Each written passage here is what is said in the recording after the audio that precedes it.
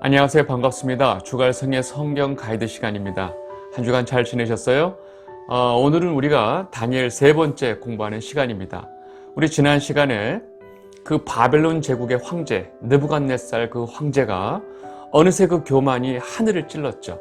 그래서 자신이 이룬 그 제국의 어마어마한 그 권세와 위엄을 자신의 능력과 자신의 손으로 이루었다라고는 그런 교만에 빠져 있는 그 순간에 하나님께서 그에게 행한 일을 여러분들 잘 기억하실 것입니다. 거의 7년 동안 인간 사회를 떠나서 거의 동물같이 지냈던 그런 하나님이 그런 일을 벌이셨죠. 결국은 그 느부갓네살 그 왕의 입을 통해서 하나님을 찬양하고 이 온 세상을 운행하시고 온 세상을 통치하시는 분은 하나님이시다. 그리고 그의 나라는 영원하다라고 그 느부갓네살 왕의 입으로 하나님을 고백하는 그런 모습을 우리가 좀 보았습니다. 여러분, 이 다니엘서의 전체적인 주인공은 다니엘이 아니에요. 그리고 다니엘의 세 친구들도 아니에요. 느부갓네살 왕은 더더욱 아니에요. 누굴까요? 여러분, 이 다니엘서에 나오는 모든 그 역사적인 사건 속에 주인공은 바로 하나님이십니다. 여러분, 이 역사의 주인은 하나님이세요. 온 인류 역사에 이 역사를 이끌어 가시는 그 모든 주권이 어디 있느냐? 바로 우리가 믿고 따르는 우리의 아버지, 하나님 아버지, 하나님에게 있다는 사실입니다. 여러분, 이 부분을 정확하게 아시면 좋을 것 같아요. 여러분, 오늘 우리는 다니엘 5장을 좀 공부하려고 합니다. 5장의 내용은 그 바벨론의 마지막 왕인 벨사살 왕의 이야기를 담고 있는데, 이 벨사살 왕의 또 그 마지막, 그의 삶의 마지막 사건을 지금 성경이 설명을 하고 있습니다. 오늘 우리가 이 5장에서 보는 사건을 통해서 이 바벨론 제국은 결국은 역사의 그 뒤안길로 가게 됩니다. 한마디로 바벨론의 역사가 이 사건을 통해서 끝나게 되고 그 이후에 메데 페르시아의 시대가 시작하게 되는 거죠. 여러분, 이렇게 이 세계 역사 속에서 이 한 제국의 패망 그리고 새로운 제국의 등장, 이 모든 이 상황 속에서 하나님의 주권이 강력하게 있다는 사실을 우리는 이 다니엘서를 통해서 분명하게 배워야 합니다. 여러분, 5장에 처음 등장하는 이 벨사살 왕을 우리가 좀 알아야 됩니다. 지금 성경에 얼핏 보면 그 부친 느부갓네살이라고 해서 이 느부갓네살 왕의 바로 아들처럼 우리가 생각하지만 실상은 그렇지가 않고요. 사실은 그 느부갓네살 왕의 사실은 외손주입니다. 외손주.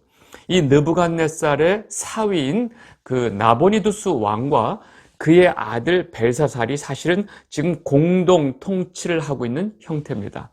그래서 벨사살 왕은 자신이 왕이지만 자신의 아버지 나보니두스 왕과 공동 통치의 형태를 띠고 있기 때문에 자기 아버지가 1순위고 자기가 2인자예요. 통치의 2인자예요. 그래서 이 벽에 쓰여진 글씨를 해석하는 자에게 내가 이 나라의 셋째 치리자로 삼겠다라고 공언하는 이유가 바로 여기 있습니다. 다니엘 5장 7절 보겠습니다. 왕이 크게 소리질러 술객과 갈대아 술사와 점장이를 불러오게 하고 바벨론의 지혜자들에게 말하되 누구를 막론하고 이 글자를 읽고 그 해석을 내게 보이면 자주색 옷을 입히고 금사슬을 그의 목에 걸어주리니 그를 나라의 셋째 통치자로 삼으리라 하니라. 자기 다음이 셋째예요. 왜냐하면 자기가 둘째니까. 여러분, 이 내막을 이해하시라고 제가 간략하게 설명을 했습니다. 이렇게 이 벨사살 왕이 등장하면서 시작하는데 5장 첫 장면은 이 벨사살 왕이 귀인 1000명을 불러다 놓고 잔치를 벌입니다. 여러분, 10명이 아니고 100명이 아니고 1000명을 불러다 놓고 잔치를 벌린다는 거예요. 다니엘 5장 1절 보겠습니다. 벨사살 왕이 그의 귀족 1000명을 위하여 큰 잔치를 베풀고 그 1000명 앞에서 술을 마시니라. 여러분, 이 잔치가 무엇을 위한 거였는지 여러분 감이 오세요? 자신의 위대함과 자신의 능력과 자신의 권세를 과시하면서 완전히 도취되어 있는 상황이죠. 지금 사실 자신의 아버지 그 나보니두스 왕은요, 이 역사적인 기록을 보면 전쟁에 나가 있는 상태예요. 아버지는 지금 목숨을 걸고 전쟁하고 있는 와중에 이 아들 벨사살은 지금 이 귀인 1000명을 불러다 놓고 잔치를 벌이고 있어요. 여러분, 이 아들로서 이 벨사살은 완전히 망난입니다. 네. 그리고 이 잔치 중에 그 많은 사람들 앞에 술이 은근히 취해서 이 벨사살 왕이 또 객기를 부려요. 무슨 객기를 부르냐? 자신의 손주 느부갓네살 왕이 저 유대 땅, 그 예루살렘 성전에서 가져온 그 모든 그 기명들을 가져오게 합니다. 다니엘 5장 2절. 벨사살이 술을 마실 때 명하여 그 부친 느부갓네살이 예루살렘 전에서 취하여 온 금, 은, 기명을 가져오게 하였으니 이는 왕과 귀인들과 왕후들과 빈궁들이 다 그곳으로 마시려 함이었더라. 여러분, 이 모습 속에서 우리가 알아야 될 게 있어요. 당시 고대 근동 지역에서는요, 왕이 잔치를 배설을 할 때 그때 여자는 참석할 수가 없어요. 근데 지금 보니까 왕후들, 빈궁들이 다 잔치에 참여하는 모습을 우리가 쉽게 알 수 있습니다. 그렇다면 지금 이 바벨론 왕궁이 지금 이미 도덕적으로, 성적으로, 정치적으로 완전히 타락해 있다는 상황이에요. 지금 온통 여자들이 뒤섞여서 지금 온통 술을 먹고 지금 잔치를 벌이고 앞에서 막 무희들이 춤을 추고 있고 그 앞에서 자신의 권세를 자랑하고 있고 술이 취해서 정신이 없으면서 그 와중에 그 예루살렘 그 성전에서 가져온 기명들을 끌어다가 그 기명들을 다 뿌려놓고선 거기에 있는 여자들과 같이 술을 퍼 마시는 이 벨사살 왕의 모습을 우리가 상상을 해보셔야 됩니다. 그리고 벨사살 왕은 이 와중에 우상 숭배까지 합니다. 다니엘 5장 3절에서 4절 말씀입니다. 이에 예루살렘 하나님의 전 성소 중에서 탈취하여 온 금그릇을 가져오매 왕이 그 귀족들과 왕후들과 후궁들과 더불어 그것으로 마시더라. 그들이 술을 마시고는 그 금, 은, 구리, 쇠, 나무, 돌로 만든 신들을 찬양하니라. 여러분, 성경은 굉장히 압축적으로 이 상황을 설명하고 있는데 여자들과 뒤섞여서 술에 취해서 그것도 하나님의 성전의 집기들을 더럽히면서 동시에 우상을 찬양하고 있는 이 벨사살 왕의 모습은 누가 봐도 이 하나님, 여호와 하나님을 모독하는 행위를 하고 있습니다. 이렇게 여호와 하나님을 모독하는 벨사살 왕의 모습은 이미 하나님에게 심판을 받을 준비가 다 돼 있다는 거죠. 바로 그때 왕궁 연회장에 엄청나게 이상한 일이 생겨요. 갑자기 사람 손 하나가 나타나서 왕궁 벽에 글씨를 쓰는 거예요. 근데 그 글씨가 무슨 말인지 알 수가 없어요. 근데 그 상황을 본 벨사살 왕이 한순간 얼굴색이 변하면서 순간 공포에 사로잡히게 됩니다. 다니엘 5장 5절에서 6절 말씀입니다. 그때 사람의 손가락들이 나타나서 왕궁 촛대 맞은편 석회벽에 글자를 쓰는데 왕이 그 글자 쓰는 손가락을 본지라. 이에 왕의 질기던 얼굴빛이 변하고 그 생각이 번민하여 넓적다리 마디가 녹는 듯하고 그의 무릎이 서로 부딪힌지라. 여러분, 갑자기 이 모습을 본 벨사살은 완전히 패닉 상태가 된 거예요. 너무나 두려워서 견딜 수가 없어요. 그래서 이 벽에 쓰여진 글자가 무슨 뜻인지 해석하라고 온 나라의 술사, 점쟁이, 박사들을 딱 그 순간에 긴급히 불러 모읍니다. 여러분, 우리가 이제까지 다니엘서를 보면서 이 바벨론의 술사, 점쟁이, 박사들 불러 모아놓고선 일을 해결한 적이 있나요? 없어요. 얘네들은 항상 불려오는데 할 줄 아는 게 없어요. 이 글자를 보고 얘네들이 아무것도 못합니다. 다니엘 5장 8절에서 9절. 때에 왕의 박사가 다 들어왔으나 능히 그 글자를 읽지 못하며 그 해석을 왕께 알게 하지 못하는지라. 그러므로 벨사살 왕이 크게 번민하여 그 낯빛이 변하였고 귀인들도 다 놀라니라. 여러분, 지금 매번 느부갓네살 왕 때부터 꿈꿔서 알아맞히라고 모르고 또 꿈꿔서 뜻을 이해하라고 그러면 설명도 못하고 얘네들이 어떻게 계속 술사하고 점쟁이하고 박사하는지 참 신기하죠. 하여간 지금 그 박사들, 점쟁이, 술사들이 와서 그 글자를 보면서 아무 말도 못하는 것이 사실은 벨사살 왕으로 하여금 더 두렵게 만들었죠. 그리고 지금 그 글을 해석하지 못하는 상황 속에서 이 두려움이 극에 달합니다. 그런데 그때 자신의 할머니죠. 그러니까 느부갓네살 왕의 사실은 안에 있던 자신의 그 외할머니가 그 태우가 이 왕궁 연회장에 딱 나타납니다. 그러고 나서 이 벨사살 왕에게 뭐라 그러냐? 거룩한 신의 영이 있는 사람이 있고 그 사람이 당신의 왕, 선조 때, 할아버지 때부터 이 모든 꿈들을 다 해석했으니 그 사람을 불러서 지금 이 상황을 좀 해결해라 라고 사실은 이야기를 합니다. 결국 이 벨드사살 왕이 이 말을 듣고 그 자를 불러라 그래가지고 느닷없이 다니엘이 호출됩니다. 여러분, 이 상황 속에서 이 다니엘을 처음 보자마자 벨사살 왕이 뭐라고 그러느냐? 다니엘 5장 13절, 이에 다니엘이 부름을 입어 왕의 앞에 나오매 왕이 다니엘에게 말하여 가로되 내가 우리 부왕이 유다에서 사로잡아온 유다 자손 중에 그 다니엘이냐? 여러분, 여기서 한 가지 질문이 있지 않으세요? 여러분, 다니엘이 어마어마한 고위 관리였어요. 모든 그런 그 박사의 그런 한마디로 총괄하는 사람이었어요. 그리고 그 유명한 일들이 다 있었을 텐데 어떻게 이 벨사살 왕이 다니엘을 몰랐을까? 저는 이 의문이 들었어요. 여러분, 잘 생각해 보세요. 지금 이 벨사살 왕은 나이가 어려요. 그리고 하는 짓을 보니까 아주 타락할 대로 타락했어요. 그리고 그 주변에, 이 왕 주변에 어떤 사람들이 주로 있을까요? 여러분, 다니엘은 연륜이 있고 그 아버지 선조 때부터 하나님의 그 영으로 모든 것을 있는 그대로 말하는 사람이에요. 여러분, 이렇게 있는 그대로 충언을 하는 다니엘과 같은 충신을 이 벨사살 왕 같은 사람이 옆에 둘 리가 절대 없죠.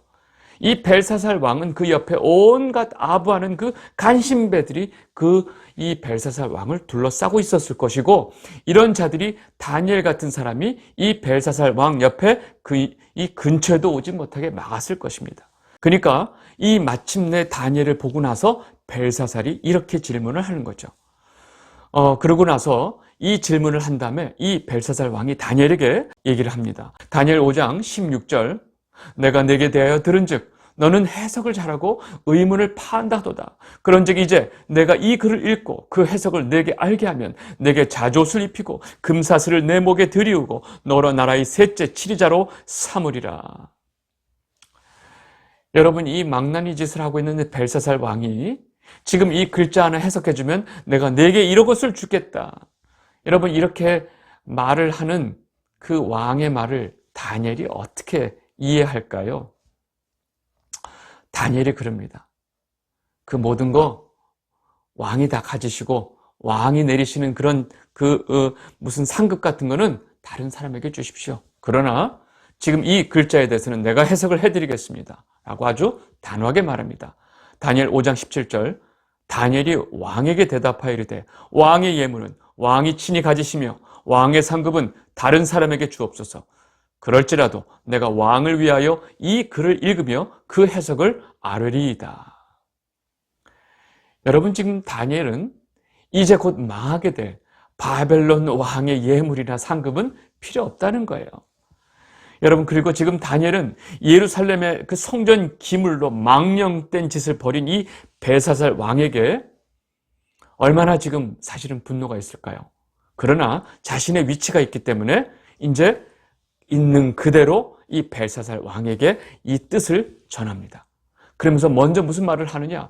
지극히 높이신 하나님께서 왕의 선친인 느부갓네살 왕에게 나라와 권세와 영광과 위엄을 주셨는데 그 선친께서 마음이 교만해져서 하나님 앞에 인간 세상에서 쫓겨났다가 결국 7년 만에 다시 돌아와서 그가 이 하나님께서 이 모든 인간 세상을 다스리는 줄을 붙인 느부갓네살 왕이 깨달았나이다.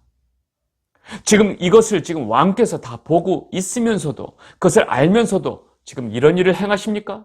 라고 사실은 말을 하는데, 다니엘의 어투는 아주 한치 어그러짐 없이 이 벨사살 왕을 사실은 혼내고 있는 것입니다. 다니엘 5장 22절에서 23절 말씀입니다. 벨사살이여, 왕은 그의 아들이 되어서 이것을 다 알고도 아직도 마음을 낮추지 아니하고 도리어 자신을 하늘의 주제보다 높이며 그의 성전 그릇을 왕 앞으로 가져다가 왕과 귀족들과 왕후들과 후궁들이 다 그곳으로 술을 마시고 왕이 또 보지도 듣지도 알지도 못하는 금, 은, 구리, 쇠와 나무, 돌로 만든 신상들을 찬양하고 도리어 왕의 호흡을 주장하시고 왕의 모든 길을 작정하시는 하나님께는 영광을 돌리지 아니한지라. 여러분, 지금 이 다니엘의 말뜻 속에 엄청나게 기운이 있습니다. 그리고 이 벨사살 왕한테 아주 눈을 똑바로 뜨고 말하는 이 말에 벨사살 왕이 얼마나 두려웠을까요?